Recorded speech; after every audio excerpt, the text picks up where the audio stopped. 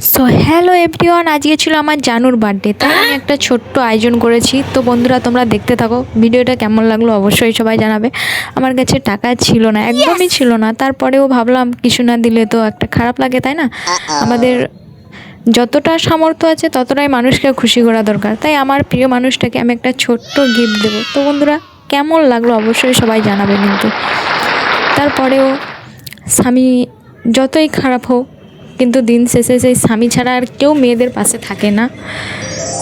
আর জানি না আমার গিফটটা কেমন হয়েছে, তো বন্ধুরা তোমরা জানাবে কিন্তু। এটা আমি নিজের হাতে বানিয়েছি, মানে নিজের সবটুকুতেই চেষ্টা করতেছি যাতে আমার প্রিয় মানুষটা সারা জীবন খুশি থাকে, এইভাবেই যেন তার দিনটা চলে যায়।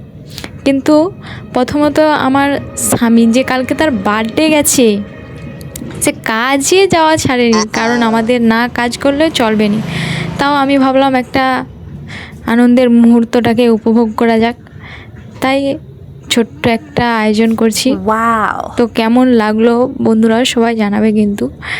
ছোট্ট জিনিস হলে তো কি হয়েছে, কিন্তু এতে আনন্দ প্রচুর, ভীষণ আনন্দ পেয়েছি। ও আনন্দ পেয়েছে, আমিও আনন্দ পেয়েছি। গরিব হলেও তো কি হয়েছে, আনন্দটাই দামি।